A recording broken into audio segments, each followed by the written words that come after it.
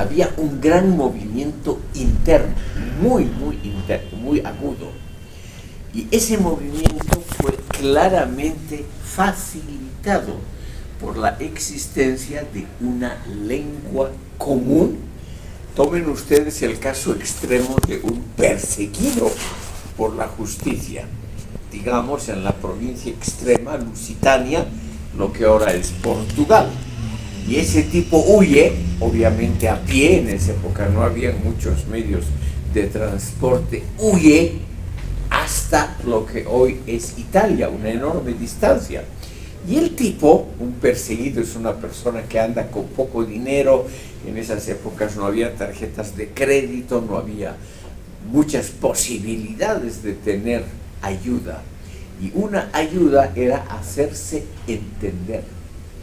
Y para alguien que venía de provincias muy lejanas y que llegaba, por ejemplo, a la capital, a Roma, era naturalmente de una gran utilidad el poder comunicarse en un lenguaje común. Aunque obviamente habían diferencias regionales, pero durante muchos siglos, el idioma común era el latín, que obviamente con el tiempo ha sufrido algunas modificaciones. De todas maneras, aquí lo importante con este ejemplo es que les quiero mostrar la utilidad que la gente simple del imperio percibió en algunos elementos de la cultura romana. Un idioma que simplifique la comunicación entre todos por ser el idioma común, el aprendido en las escuelas. Ya había un sistema escolar al cual no asistían las mujeres, pero sí todos los varones libres.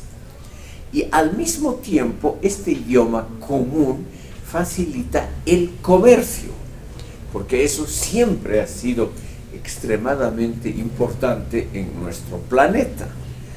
Un campesino que vive en una localidad que produce vino necesita generalmente no vender en su propia aldea, sino en varias de los alrededores. Y cuanto más alejada estaba de su lugar de producción, en otras épocas había el peligro de que no se entendiera.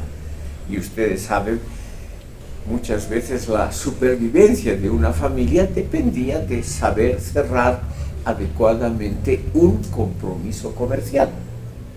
Entonces, el idioma fue claramente una utilidad sentida no solo por las élites, por la élite política y militar, que tenía naturalmente un enorme interés en que, por ejemplo, los soldados hablen y entiendan el mismo idioma, las mismas órdenes en todo el imperio.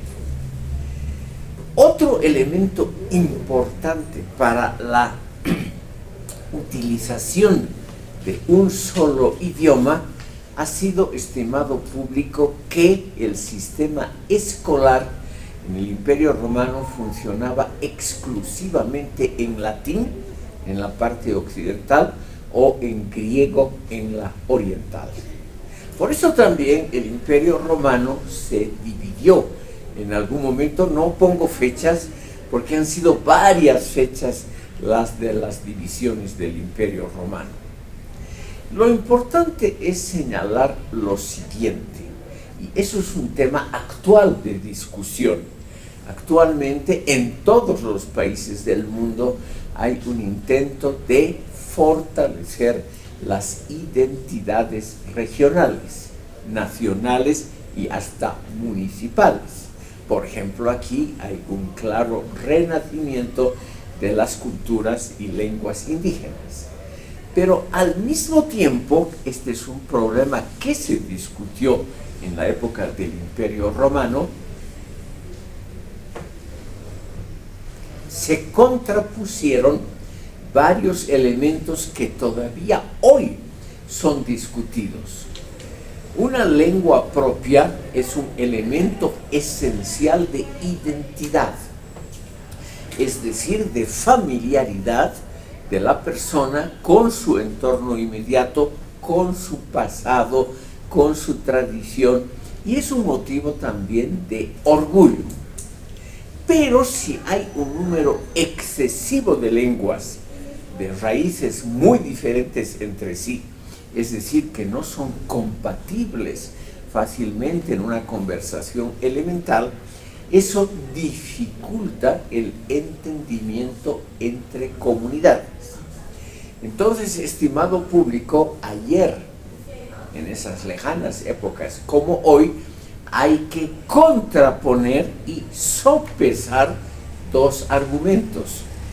El orgullo que proviene de la identidad y del uso de un elemento distintivo de la identidad, y el idioma siempre ha sido un elemento esencial de toda identidad social, contrapuesto al argumento de la utilidad, es decir, de la facilidad de comunicación con otras colectividades que geográficamente pueden estar muy cercanas. Como nosotros hoy hablamos español, que es un derivado del latín, les voy a dar un ejemplo clásico de la época imperial romana, justamente derivado de la península ibérica. Cuando los romanos conquistaron, y es la primera provincia fuera de España que conquistaron los romanos, estos percibieron que en la península se hablaban muy diferentes dialectos que además provenían de raíces muy distintas, que por lo tanto eran muy difíciles de entenderse unas con otras. En el extremo norte se hablaba, como hoy todavía, el vasco. El vasco es un idioma que no tiene nada que ver con el latín ni con el griego, que tiene una historia propia y un origen misterioso. Es un idioma que no está emparentado con ninguna otra lengua del mundo entero. Es un idioma muy, muy extraño. Y el vasco se habla todavía hoy, es el idioma oficial de la comunidad vasca en España.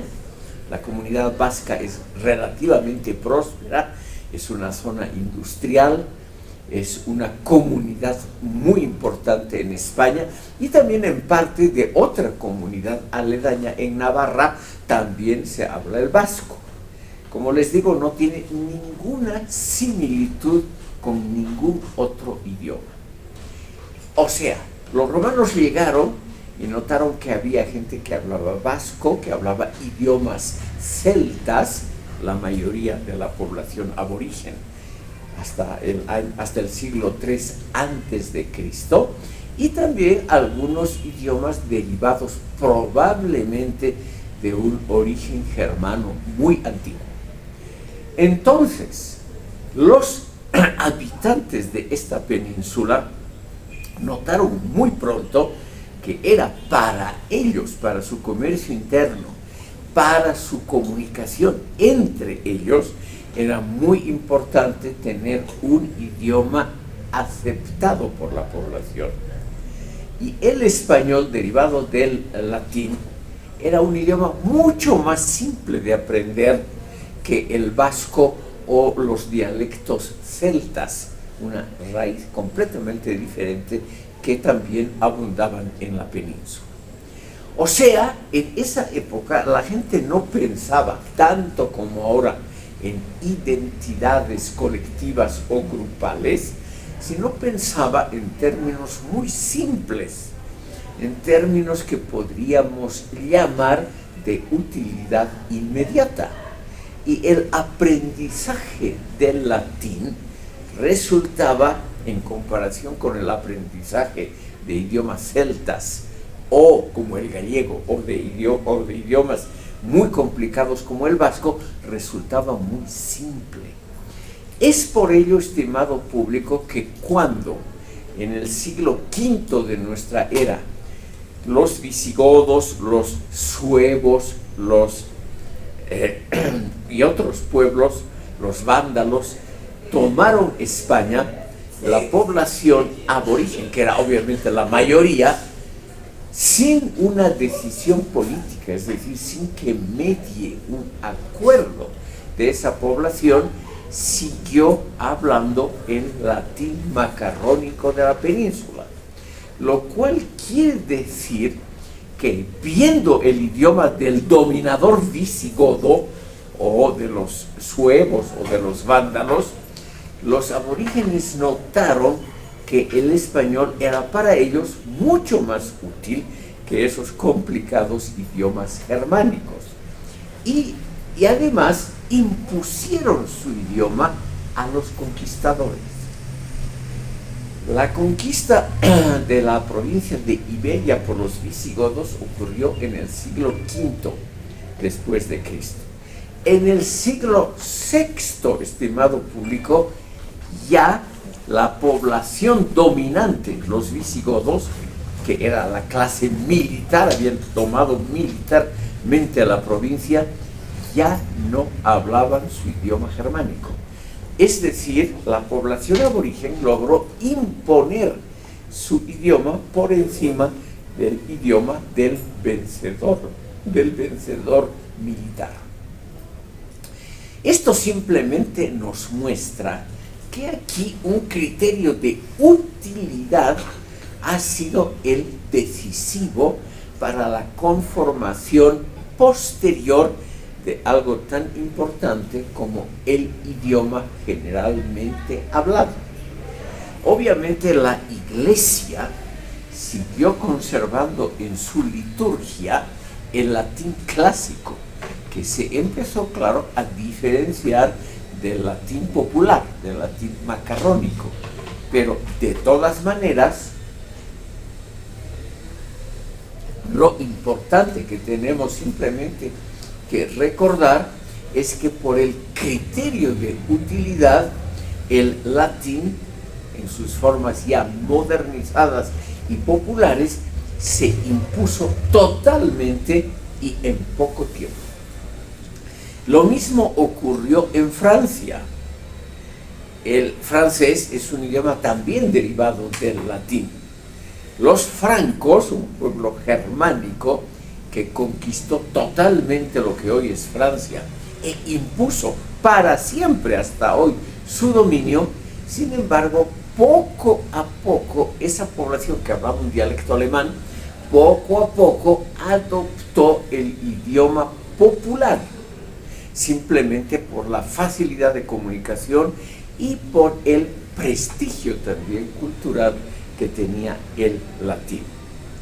El caso, digamos, más curioso y que demuestra este criterio de la utilidad es, estimado público, el hecho de que hoy un país de Europa Oriental, totalmente alejado de Europa Occidental, totalmente alejado de los países de habla neolatina, que es Rumania.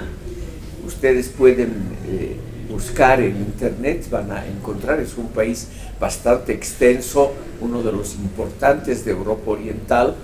Rumania habla un idioma derivado también del latín. Y eso que el dominio imperial romano en la antigua provincia Dacia, lo que hoy es Rumania, fue un dominio muy breve. Los romanos Dacia fue la última provincia que conquistó el Imperio Romano y la primera que perdió. La población obviamente no era de origen romano, como hoy los rumanos son de origen eslavo. Sin embargo, estimado público, esta población rumana, o sea, romana, el origen es el mismo, ellos se sintieron muy romanos, los rumanos, y conservaron, pese al prestigio del griego, que era el idioma hablado en Europa Oriental, durante siglos que duró el Imperio Romano de Oriente, pese a ese prestigio del griego, pese a que ellos eran de origen eslavo, o sea que habían hablado antes otro idioma, sin embargo los rumanos se llamaron a sí mismos romanos, rumano es lo mismo, y conservaron el idioma pese a que fueron dominados por rusos, turcos, búlgaros, griegos y muchas otras invasiones. O sea, curiosamente, este pueblo, que tuvo históricamente poco que ver con el Imperio Romano, por el criterio de la utilidad, para entenderse también entre sí, y para diferenciarse de los pueblos vecinos que ya habían impuesto idiomas eslavos, el ruso, el ucraniano, el búlgaro, el serbio, etc., ellos se aferraron curiosamente, por el prestigio también cultural que tenía, se aferraron a una forma popular del latín macarrónico y hasta hoy hablan ese idioma que se entiende parcialmente. Si uno visita Rumania, la mayoría de las palabras uno nota inmediatamente que son muy similares al italiano o al castellano.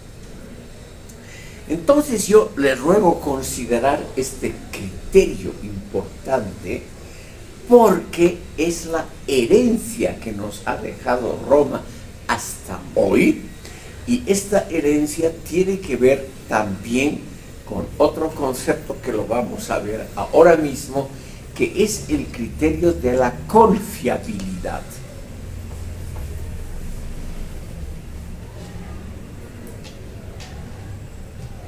El Imperio Romano, como toda organización humana, tenía elementos negativos. Todas las organizaciones humanas, estimado público, tienen muchos aspectos negativos. Eso, como ustedes justamente vienen del derecho, no necesito mencionarles lo negativo que puede ser el convivir con otros humanos. Siempre es algo muy complicado y las leyes están justamente para regular ese comportamiento social que siempre es muy, muy difícil en nuestro planeta. Quiero mencionarles, sin embargo, un criterio interesante por la pervivencia tan larga del Imperio Romano.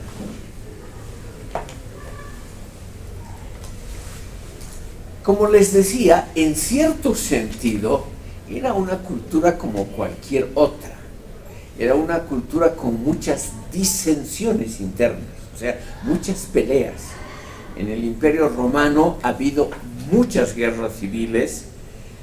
Ha sido difícil encontrar un periodo donde no hayan habido usurpaciones, golpes de Estado, rebeliones, guerras civiles y toda forma de violencia política.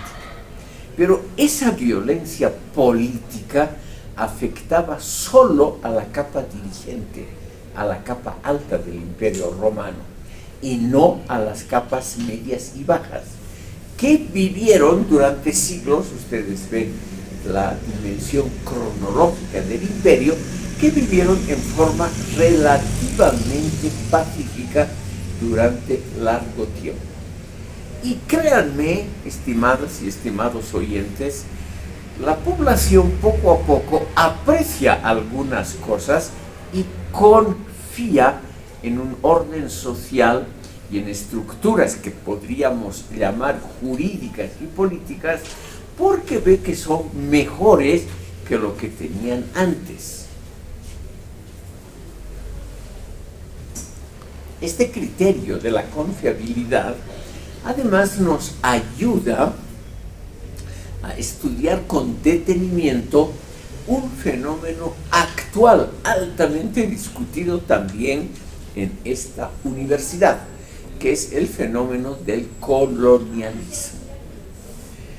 Seguramente ustedes han notado que lo colonial, la época aquí de la colonia española y los fenómenos, por ejemplo, del colonialismo interno, que según algunos pensadores dura hasta hoy, que es un fenómeno ampliamente debatido y denostado.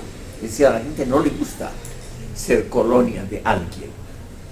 Pero estudiando un poquito vagamente la sociología del Imperio Romano, nos sirve para pensar diferenciadamente, para pensar, estimado público, con algún detalle empírico, o sea, tomado de la realidad, antes de emitir juicios muy usuales, habituales, populares sobre el colonialismo, porque se trata, como la mayoría de los fenómenos humanos, de algo muy complejo que no puede ser normalmente tratado como si toda forma de colonialismo sería igual a otras. ¿Por qué he puesto el criterio de la confiabilidad como uno de los elementos sociológicos que fomentaron la larga duración del Imperio Romano? Porque el Imperio Romano, pese a sus guerras civiles, a las usurpaciones dentro de la clase alta, pese a la inseguridad que había arriba, en lo que podemos llamar estratos medios y bajos y en la vida cotidiana, fue un imperio relativamente pacífico que destinó una parte muy importante de los ingresos a obras públicas de utilidad colectiva. Ustedes seguramente han oído hablar de las grandes construcciones del imperio egipcio faraónico, las pirámides, los grandes templos que hasta hoy son un elemento importantísimo en la economía egipcia. Egipto es el país árabe con la población más grande, cerca de 100 millones de habitantes. Egipto no posee la riqueza en petróleo o en otros minerales, como por ejemplo Arabia Saudita, los Emiratos Árabes Unidos o los otros países de la región. La primera fuente de ingresos de Egipto es el turismo. ¿Y qué van a ver los turistas? Los turistas van a ver las pirámides, los grandes templos de la época faraónica que siguen todos en pie, van a ver los monumentos funerarios y naturalmente el famoso Museo Nacional en el Cairo, que es uno de los más grandes y más valiosos del mundo por la cantidad de objetos artísticos de primera calidad que posee. La mayor parte, yo diría probablemente mucho más, del 95% del turismo que va a Egipto no va a visitar fábricas de alimentos o de cualquier otra cosa que obviamente hay en Egipto, sino que van a ver esos monumentos de antes. Pero, y aquí viene la diferencia con el Imperio Romano, por eso hago esta contraposición. Las pirámides son interesantísimas desde el punto de vista cultural, es una cosa imponente, como se ha construido hace 4.500 años, sin ningún medio técnico, cómo se han construido esas cosas tan sólidas y tan altas, en un lugar donde no hay piedras, y las pirámides son solo de piedra. Es un fenómeno interesantísimo. Lo mismo esos grandes templos, en el centro y en el sur de Egipto, templos que tienen columnas hechas de una sola piedra que pesan realmente muchísimas toneladas. Hay que ver eso para darse cuenta de la habilidad técnica. Pero no son obras de utilidad pública en contraposición a las obras del Imperio Romano. Los romanos no construyeron pirámides, construyeron acueductos, carreteras, termas, mercados, escuelas. O sea, destinaron por lo menos una parte importante del erario público, del tesoro público, a la construcción de obras como por ejemplo las carreteras o los acueductos para dotar de agua a las ciudades, que eran cosas aceptadas y bienvenidas por la casi totalidad de la población. Ustedes, chicas y chicos, no se imaginan lo difícil que era la vida hace muchos siglos, donde no había agua corriente, no había cañerías, no había electricidad, etcétera, etcétera, y para depender del agua, para tener una provisión de agua, uno dependía de los acueductos en muchas ciudades. Y eso ha sido la gran obra de los romanos. Todavía hoy han quedado muchos de esos acueductos en muchas partes y se nota. Les he hablado ya, por ejemplo, del acueducto que está en la mitad de la ciudad española de Segovia. En la mitad misma se puede ver ese enorme acueducto, es un resto muy grande que ha quedado, y Segovia era antes y ahora una ciudad provinciana de segundo o tercer rango. ¿Qué quiere decir? Que los romanos se preocuparon, por lo menos parcialmente, del bienestar de una población provinciana de segundo rango, construyendo un gran acueducto.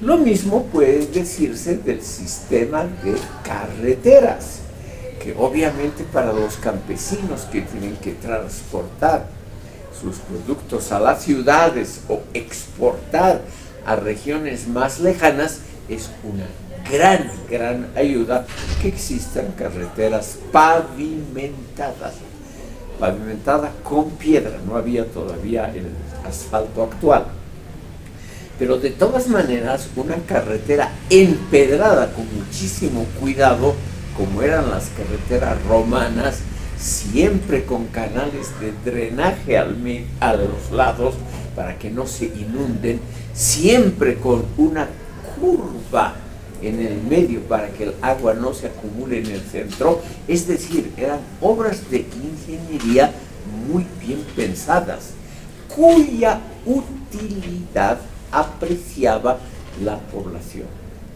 Y esa utilidad dio paso a la confiabilidad, es decir, lo mismo que el idioma, dio paso a un sentimiento, por lo menos, de tolerancia al colonialismo romano.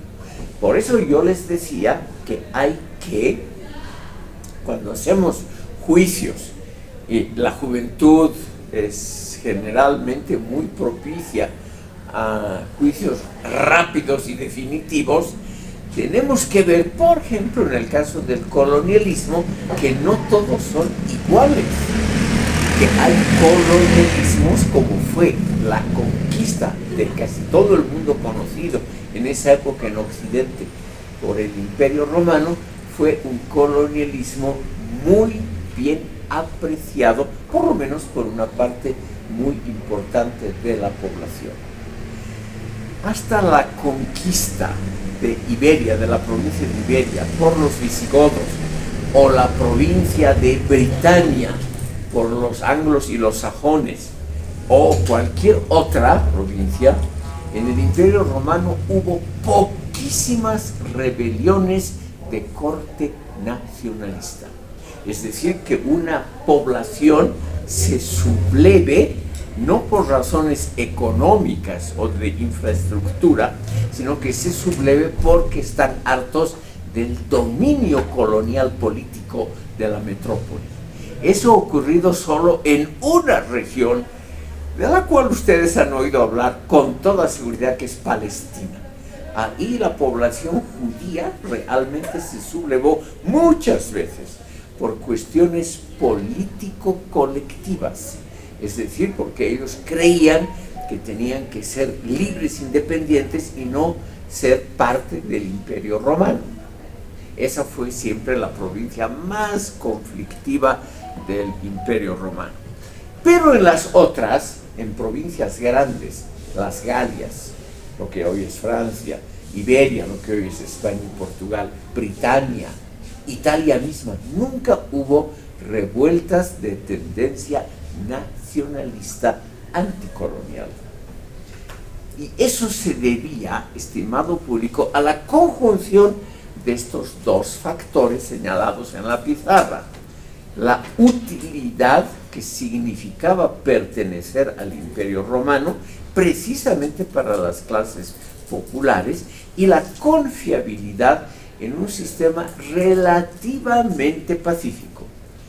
Como les digo, las muchas guerras civiles, usurpaciones, golpes de Estado, líos dinásticos que ha habido durante todo el Imperio Romano, eso no afectó generalmente a la vida en las provincias ni tampoco a las clases populares. Era un asunto de las élites, y en esa época, como no había los medios masivos de destrucción que hay ahora, no había ni siquiera armas de fuego durante el Imperio Romano, entonces la destrucción que causaban esas guerras era muy reducida, muy reducida. No se compara para nada ahora a un bombardeo masivo, como han debido ver ustedes en las redes sociales o en televisión, como han quedado ciudades de Ucrania o Palestina después de un bombardeo masivo. Eso no ocurrió, no podía ocurrir técnicamente en el Imperio Romano. Esto es un aspecto, estimado público, que ha sido estudiado por los primeros pensadores romanos. Tenemos que ver brevísimamente, no es necesario que anoten datos, porque yo nunca les voy a preguntar, nunca va a haber un examen que tenga una pregunta que diga, a ver, estimado oyente, explique en 3 minutos qué ha dicho Cicerón. Nunca va a haber ese tipo de preguntas. Simplemente para los interesados no estaría mal que ustedes vean en un buscador electrónico la obra y la vida de un gran jurista, o sea, de alguien de la profesión de ustedes, un gran jurista que fue el primer científico social, el primero que se interesó por lo que hoy es sociología. Y ese fue Marco Tulio Cicerón. Lo vamos a anotar.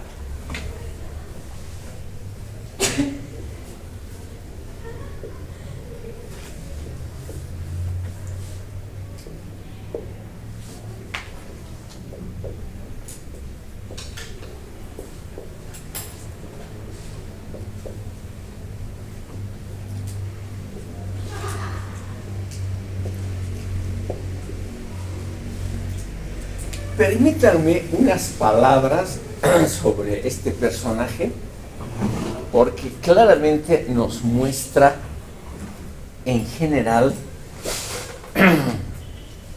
los principios de los cuales él partía, que son muy similares a las de los otros pensadores romanos.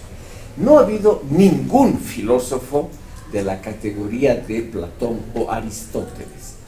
El Imperio Romano y el espíritu de los romanos era algo práctico.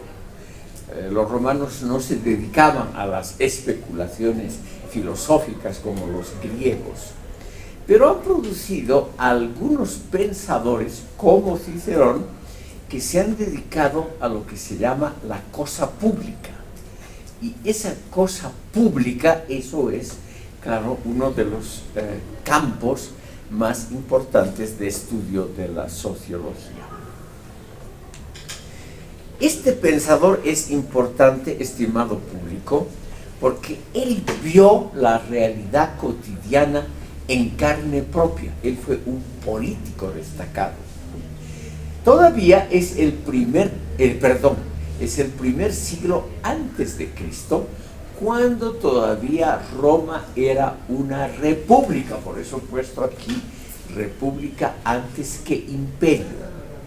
Recién en el año 27 antes de Cristo es que la república se convierte oficialmente en un imperio, en una monarquía muy desordenada. No había reglas claras de sucesión. Cicerón vivió en la época inmediatamente anterior, en la época de las guerras civiles del siglo I antes de Cristo. Esas guerras civiles, tal vez han escuchado usted nombres como Julio César, Octavio Augusto, etcétera, etcétera. Cicerón llegó a ser en esa época la máxima autoridad de la república, que se llamaba cónsul. Él llegó a ser cónsul de la República Romana, Y como era un abogado, un jurista extraordinariamente importante y un gran escritor, él tuvo una enorme influencia en la política romana, y él fue partidario del llamado partido senatorial. Es también, y esto puede interesar a ustedes, es también la primera formación de partidos políticos en la historia universal. Partidos políticos bien definidos, sin registro. Todavía no había esas costumbres actuales, sin registro, sin carnets de miembro, sin asambleas de todos los miembros del partido. Era simplemente una asociación de gente que defendía una idea.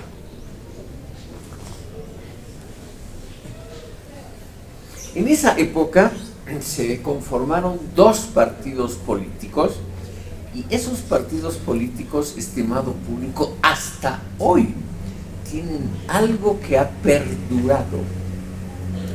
El partido senatorial, cuyo jefe era precisamente Cicerón, y el partido popular, cuyos jefes fueron hombres muy conocidos: Julio César, Octavio Augusto, Marco Antonio, etc. Y se saldó con una paradoja. Las guerras civiles terminaron cuando el Partido Popular ganó las guerras civiles. Cicerón fue asesinado, ajusticiado al terminar la guerra civil en el territorio italiano. Pero curiosamente, y eso no es nada extraño en la historia de la humanidad, el partido que gana la guerra, el partido de izquierda, el Partido Popular, al poco tiempo instaura una monarquía, una institución generalmente asociada a la derecha. Instala el imperio. Ven ustedes las paradojas que tiene la historia. Gana un partido de izquierda y termina estableciendo un régimen claramente derechista. En la historia universal eso se ha repetido muchísimas veces, y obviamente también en América Latina. Cicerón ha escrito mucho. Solamente vamos a ver una obra suya que se llama La República.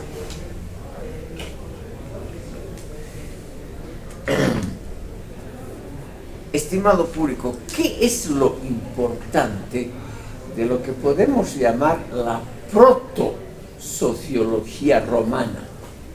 Como les dije, no había, hasta el siglo XIX, no ha habido una disciplina universitaria que se llame sociología.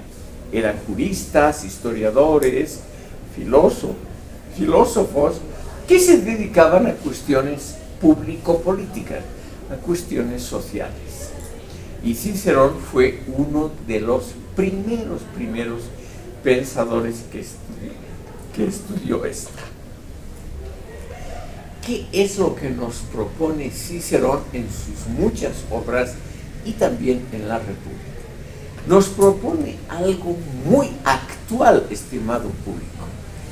Nos propone el Estado de Derecho como forma indispensable para la convivencia razonable de los humanos. O sea, un régimen donde las leyes sean respetadas estrictamente y donde ese respeto a las leyes también salga de las autoridades. Ustedes pueden sorprenderse de esta última expresión, pero durante la mayor parte de la historia de la humanidad, la mayor parte, las leyes tenían vigencia para los súbditos, pero no para los de arriba. Todos ustedes han oído hablar de Rusia y de la Unión Soviética. La Santa Rusia zarista, hasta la Revolución de 1917, no tenía una constitución escrita, como hasta hoy no tiene la Gran Bretaña o Arabia Saudita. Pero habían diferentes elementos que hacían como si fuesen partes de una constitución, textos de validez constitucional como tiene todavía hoy la Gran Bretaña. Y una de esas leyes constitucionales de la antigua Rusia hasta 1917, no hace más de un siglo y unos pocos años, decía taxativamente: las leyes no tienen vigencia para las autoridades. O sea, las leyes eran solamente para que obedezcan los súbditos. Cicerón es uno de los primeros que se dio cuenta de ello. Y él estableció el Estado de Derecho, o sea, el respeto a las leyes, en primer lugar por parte de las autoridades, como algo esencial para la vida social de cualquier Estado. El Estado de Derecho. Hoy día, como hemos escuchado esa expresión durante casi toda la vida, nos parece una cosa de sentido común que no hay que preocuparse mucho. Pero hace 2000 años, estimado público, cuando vivió Cicerón, eso era muy, muy raro. Es decir, las autoridades en ningún país del mundo de esa época se preocupaban de obedecer las leyes que regían en la comunidad respectiva. El orden le interesó a Cicerón, el orden, por ejemplo, cuando hay cambios de autoridades. Para que esos cambios, que son también en regímenes dinásticos, son inexorables, porque siempre muere algún monarca, algún dictador, entonces había que fijar claramente las reglas de sucesión. Y eso es algo que en el Imperio Romano no existió, pero Cicerón es el primero que propuso que las leyes valgan también para una sucesión ordenada de los regímenes. Y el último punto importante para Cicerón, lo más relevante del Estado era la protección de los individuos, no de colectividades, sino de individuos. O sea, es uno de los primeros pensadores que se da cuenta de algo que tal vez no es muy popular aquí, que el individuo tiene una dignidad superior a la colectividad, una dignidad superior, estimado público, al grupo. O sea, la persona es la que para la cual están hechas las leyes. La persona es lo importante en el funcionamiento de la sociedad, y no la defensa de algo abstracto como la comunidad, la sociedad, el grupo, etc. Entonces aquí tenemos, estimado público, un elemento de lo que posteriormente se ha llamado la doctrina liberal, el individualismo como elemento central del pensamiento sociopolítico. La dignidad de la persona es superior a la dignidad de la comunidad. Las leyes, los esfuerzos del Estado, la educación, todo eso debe ser hecho para asegurar la dignidad de las personas. En la inmensa mayoría de los estados, en la inmensa mayoría, es al contrario. La comunidad es lo importante. Pero aquí vemos los comienzos del individualismo occidental. Y tenemos a un pensador que realmente ha reflexionado, y uno de los primeros que ha puesto por escrito esa doctrina del individualismo como algo superior, filosófica y socialmente superior al colectivismo. Son obviamente ideas que aquí tal vez no son muy populares, pero no es, yo creo, no es malo que ustedes aprendan algo de otras culturas.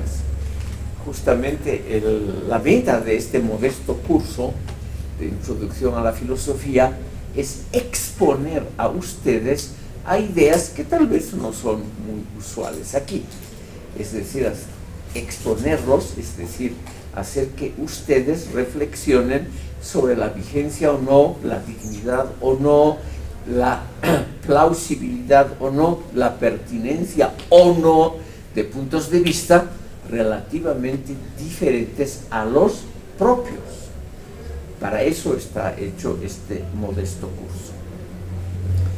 En la cultura romana han habido muchos historiadores, eso pueden verlo ustedes en internet, los dos Plinios, Tácito y muchos otros que han quedado obviamente en el olvido porque no son sociológica o filosóficamente interesantes. Pero hay un punto, hay un solo punto que tiene un fundamento sociológico. Estos historiadores romanos, sobre todo Plinio y Tácito, se dedicaron también a estudiar al enemigo. Y en esa época el enemigo principal eran los bárbaros germánicos, esos pueblos del norte muy aguerridos, esos pueblos que ahora son cuyos descendientes ahora son alemanes, ingleses, daneses, suecos, etc. Esos pueblos del norte que ahora son extremadamente pacíficos, como es la gente en Dinamarca, Suecia, Finlandia, Noruega, ¿no es cierto? Los antepasados directos de los vikingos, gente tranquilísima hoy en día. Durante siglos era el principal peligro. Los vikingos vivían del saqueo de otras culturas. No eran angelitos como son ahora sus descendientes, sino que eran gente muy, muy peligrosa para la estabilidad de los estados que ya existían. Y entonces estos historiadores, y en eso se parece a la tradición de la cual hemos hablado brevemente del historiador griego Heródoto, los romanos también investigaron quién y cómo es el otro, el diferente a uno, el diferente al ciudadano romano. ¿Cómo son los habitantes de esos bosques del norte? ¿Cómo son esos pueblos que continuamente acechan al Imperio Romano? Terminaron destruyéndolo. ¿Cómo son esos pueblos, esos enemigos jurados de Roma, los más peligrosos, porque eran también los que estaban más cerca? ¿Cómo son esos pueblos? ¿Qué costumbres tienen? ¿Qué dioses? ¿Qué valores de orientación tienen esos pueblos del norte? Y aquí, estimado público, estos historiadores han llegado a conclusiones sociológicamente muy interesantes. Los pueblos germánicos, el otro por excelencia para los romanos de la época clásica, el otro era sobre todo un guerrero que vivía del pillaje de otros, del saqueo. Los germanos, hasta que tomaron el Imperio Romano por el 476 y se volvieron sedentarios, hasta ese momento eran nómadas que no practicaban agricultura, practicaban la ganadería y tratando siempre de vivir a costa de los otros más débiles.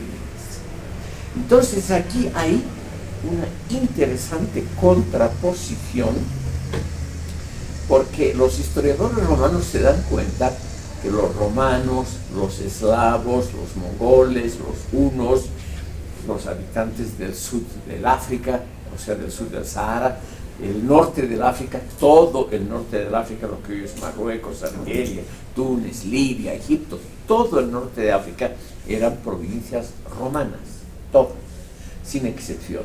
Y al sur está el gran desierto del Sahara, que es naturalmente una barrera natural, una frontera muy difícil de franquear.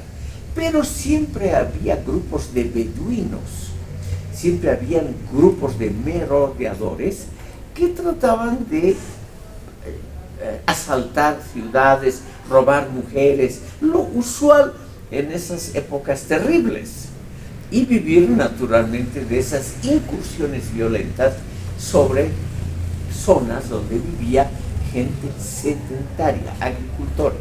Lo mismo hacían los eslavos, los germanos, los mongoles, todos los pueblos nómadas, más o menos igual.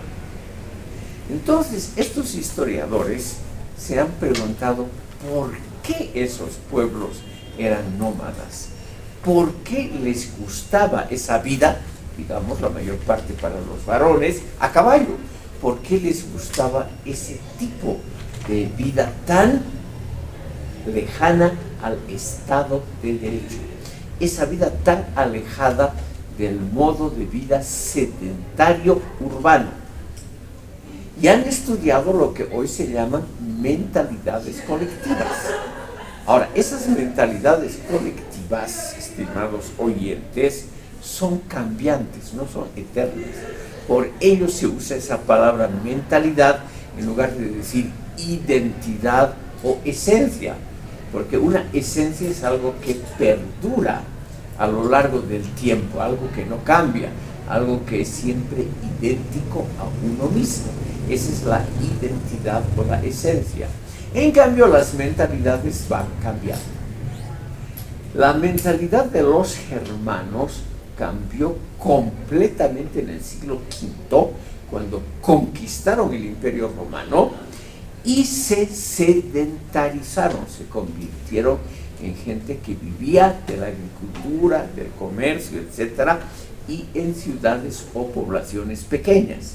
Y por lo tanto, abandonaron esa vida que habían llevado durante milenios, esa vida con sus enormes rebaños de animales, esa vida nómada muy insegura, donde la longitud de una vida normal rarísima vez pasaba los 30 años.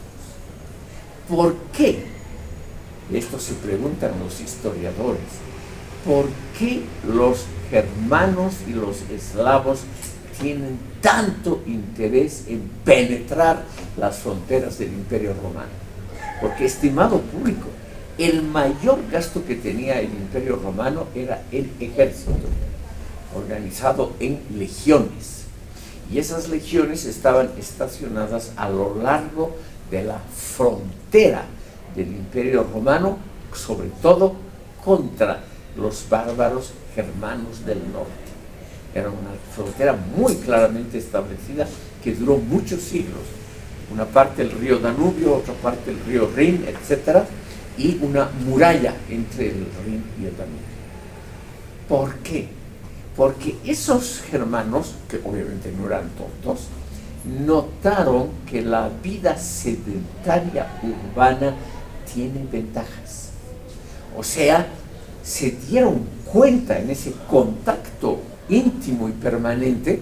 Por ejemplo, también los germanos lograron a veces tomar ciudades romanas y saquearlas, pero ellos notaron al saquear,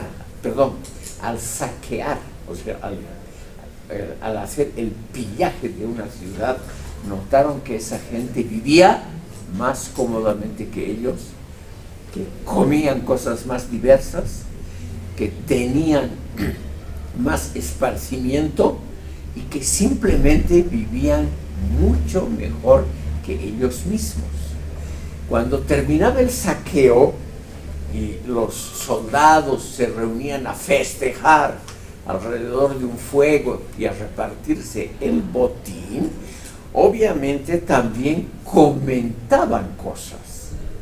Y eso son esos testimonios sociológico-históricos muy interesantes que han reunido los historiadores romanos.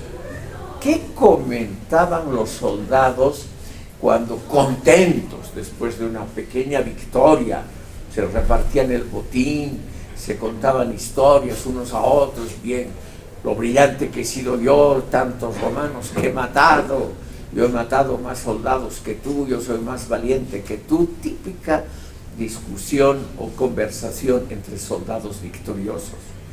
Yo he podido violar más mujeres que tú, yo he conquistado estas cosas de oro y plata, en fin, yo he hecho más que tú. esa jactancia típica de militares de esa época, son militares muy diferentes a los actuales, que viven del saqueo sistemático, eso es lo que han estudiado estos historiadores, porque entre jactancia y jactancia, los germanos y los eslavos admitían que tenían envidia por la vida en el Imperio Romano, por la vida urbana, por una comunidad ordenada, por cosechas regulares, etc.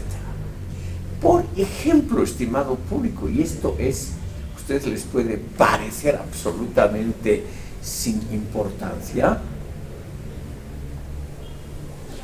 pero como no eran tontos esos germanos, por lo menos algunos de ellos también observaban el modo de vida.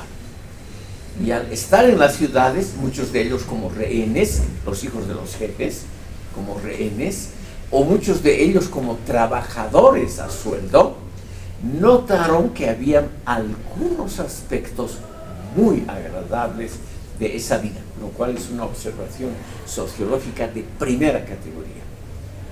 En primer lugar, la gente que vive en ciudades o que tiene una vida sedentaria vive mucho más que la gente que vive solo en la vida nómada, mucho más larga la vida. Y el alargar la vida en todas las culturas es algo positivo. Luego, estimado público, estos germanos, como les decía, que sabían diferenciar cosas, notaron que la comida, que siempre es algo absolutamente esencial en la vida, y la bebida, yo mismo no podría hablar sin esta ayuda, que la bebida de los romanos era mucho más diferenciada y mucho más agradable, es decir, rica al paladar que lo que comían ellos. Ellos ya sabían cocinar carne, obviamente ya conocían el fuego, pero lo que comían ellos era una cosa muy, muy aburrida y siempre lo mismo. Sobre todo esa dieta de leche y carne, de sus enormes rebaños. Y ellos notaron que había una cosa que se podía combinar muy adecuadamente con otras, el pan. Entonces aquí viene una observación muy interesante. Nosotros creemos que el pan es el alimento más elemental, el más antiguo, el más barato, el más usado. No es así. Estos pueblos nómadas no conocían los cereales, cómo se prepara, cómo se produce harina, cómo se hace pan, fideos, etc. Y obviamente al ver cuando asaltaban una ciudad o cuando estaban de rehenes, al probar la comida de los romanos, se dieron cuenta que esa cosa llamada pan puede ser combinada muy exitosamente con otras cosas. Se le puede poner una lonja de jamón encima, se puede poner miel. Miel siempre ha habido en la historia de la humanidad. La mermelada es un invento muy posterior, pero ya había miel y mantequilla, eso siempre ha habido en la historia de la humanidad. Y queso. Los bárbaros sabían fabricar queso, pero ellos notaron que los romanos sabían hacer más cosas con el queso. Sabían prepararlo de diferente manera, combinarlo con otras cosas. Y notaron, lo cual es una expresión típica en lenguas germánicas hasta hoy, que la combinación de queso o mantequilla con pan, o pan con miel, es una combinación muy agradable. Entonces, y además notaron que los cereales dan energía, que realmente es una buena base para comer.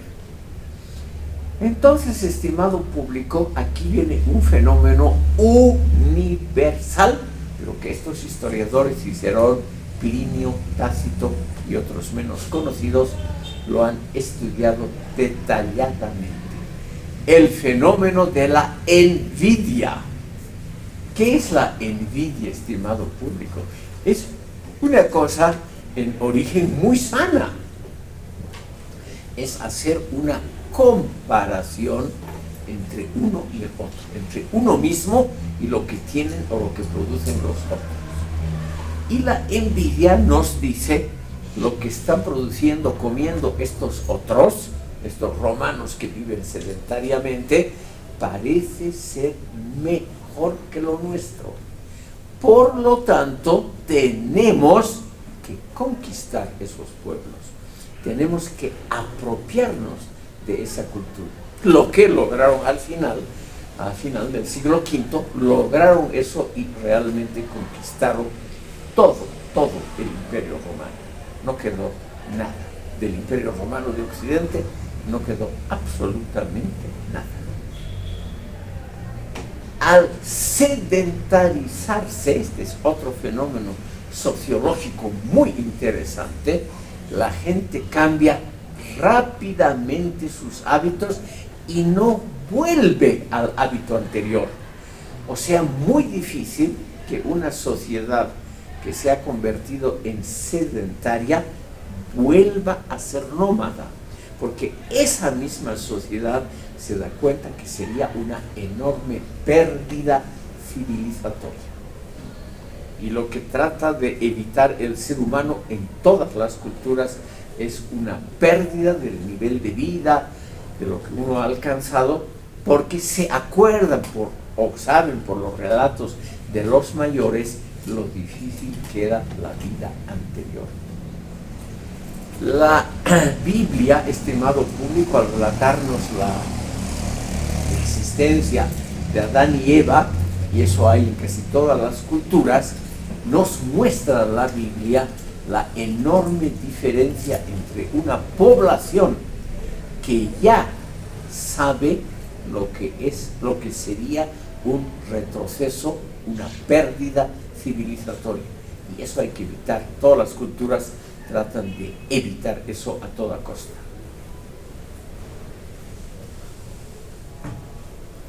Tenemos entonces, para ir cerrando este capítulo, tenemos entonces, estimado público, el fenómeno de la envidia colectiva como uno de los impulsos sociales más importantes para el ser humano. No es necesariamente un impulso negativo. Uno envidia al que es un poquito mejor que uno porque uno quisiera vivir o tener esos medios, ese nivel de vida del otro exitoso. Entonces, la envidia actúa como un poderoso impulso civilizatorio. Eso es lo que han registrado estos historiadores, ese fenómeno sociológico tan interesante, estimado público. Una vez que los romanos conquistaron el Imperio Romano, inmediatamente adoptaron el modo de vida, la agricultura como ocupación fundamental y también otros elementos similares de la cultura romana. Por ejemplo, el uso de casas bien construidas, no esas chozas o esas tiendas siempre provisorias de los pueblos nómadas, sino vivir en casas por más modestas que sean. Y eso sí es un fuerte adelanto civilizatorio, apreciado especialmente por las mujeres. Porque las mujeres en el campo, imagínense ustedes cómo era la vida en el bosque de nómadas germanos en el siglo I antes de Cristo, para las mujeres era una vida muy dura.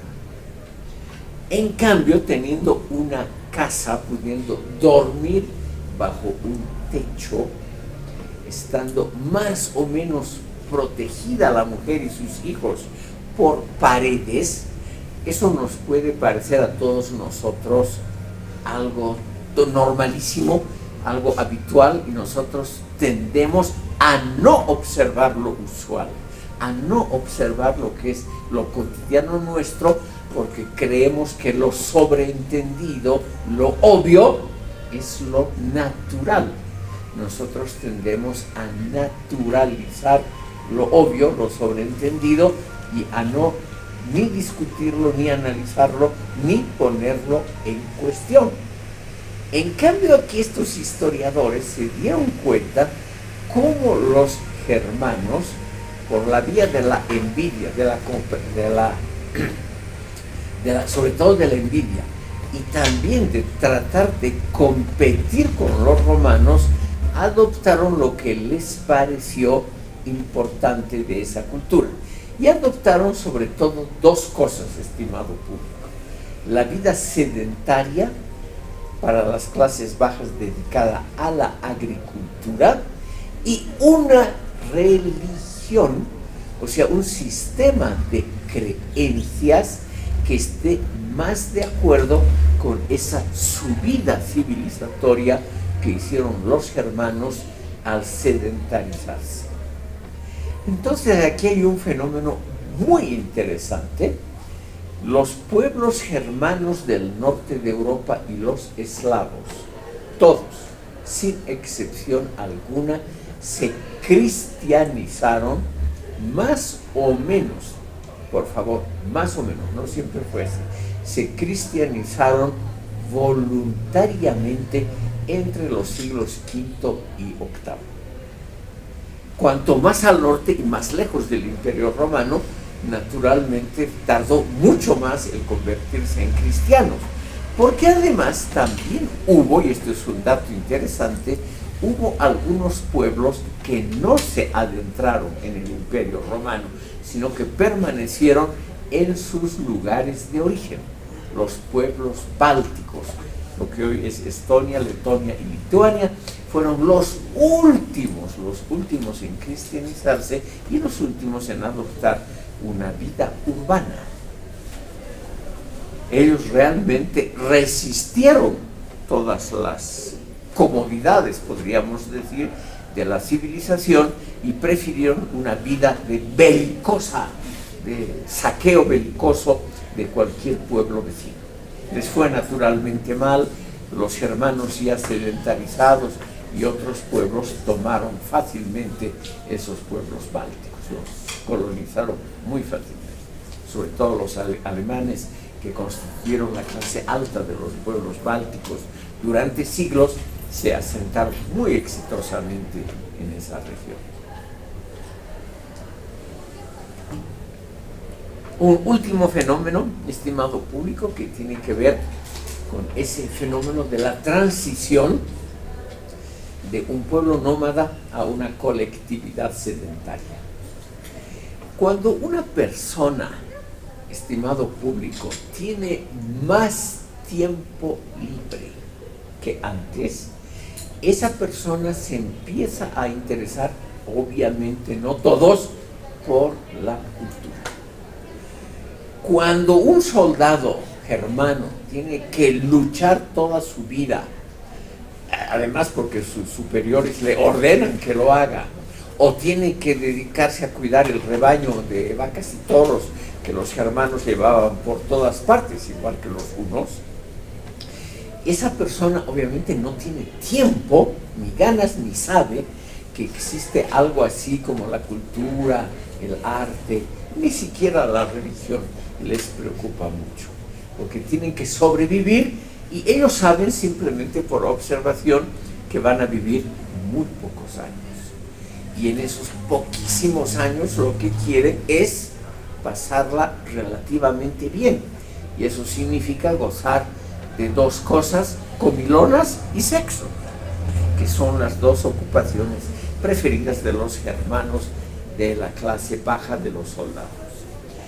Pero cuando estos mismos germanos ocupan las ciudades romanas, por ejemplo en el caso de España, los visigodos entran entran en el siglo V, toman toda España sin mucha resistencia de la población aborigen, porque además los romanos retiran todas las legiones para defender el núcleo que es Italia, retiran las legiones y los dejan desamparados a los pobres habitantes normales. Sí, lo mismo pasó en Britania, en las Galias, etc. Entonces no hubo una gran resistencia de ninguna manera, y los germanos se asentaron. Además, ellos tenían el monopolio de la fuerza física. Pero al sedentarizarse, al vivir ya en casas, al hacer que otros, la población aborigen, trabaje para ellos, esos germanos brutos mostraron poco a poco interés por la cultura. Y esto es sociológicamente interesante porque se dieron cuenta de las ventajas que tiene una religión bien establecida y algunas actividades como en la escuela. Por más primitiva que sea, los germanos se dieron cuenta inmediatamente de la importancia de un sistema escolar, inmediatamente. Ellos crearon, por ejemplo, un sistema escolar altamente jerárquico, escuelas de nobles de muchísima mejor calidad para la élite de los hijos guerreros, lo cual se ha replicado aquí en el Nuevo Mundo. Tal vez ustedes en colegio han escuchado hablar de las escuelas de nobles que los españoles establecieron para los hijos de los caciques. Digo a propósito hijos porque no estaban admitidas las mujeres. Entonces el caso más famoso es Andrés de Santa Cruz. El mariscal fue educado de niño en la escuela de nobles del Cuzco. Él era hijo de una cacique noble y de un militar español. O sea, lo mismo pasó en esos largos siglos de la conquista germana del Imperio Romano. Se dieron cuenta de las ventajas, por lo menos de una cierta escolarización. Se dieron cuenta de las ventajas de la vida en ciudades. Y también, estimado público, se dieron cuenta de que esa gente de las ciudades tenía una vida más larga y más cómoda que en los bosques germánicos del norte. Y nunca volvieron a esa vida anterior. Lo mismo los eslavos y cualquier otro pueblo que se sedentariza no vuelve a su etapa anterior. Entonces, estos son los fenómenos típicos que ha estudiado lo que podríamos llamar una ciencia social que recién se está formando. Estudia lo que tiene inmediatamente al frente, estudia los problemas cotidianos con los cuales esa sociedad está confrontada. Eso es, estimado público, el punto de partida de estos historiadores, como son gente que estudia costumbres, etc., podríamos llamarlos historiadores, antropólogos, sociólogos, porque ellos no cuentan, no había además cómo hacerlo, no cuentan las grandes gestas de los germanos, no hablaban esos idiomas germánicos, sino ellos cuentan lo que observan, y lo que observan es cómo comen, cómo está estructurada la familia, qué les interesa cuando asaltan una ciudad.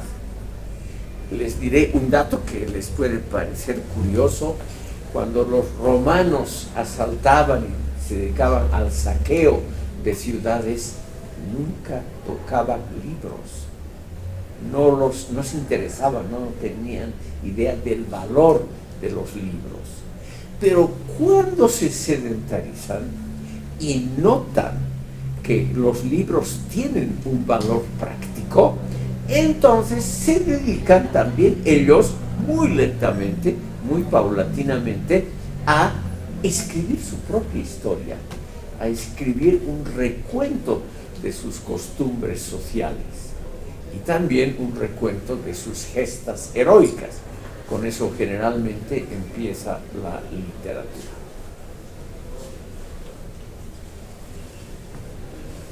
Como son casi las 10:30, simplemente les cuento que vamos a hacer la próxima sesión.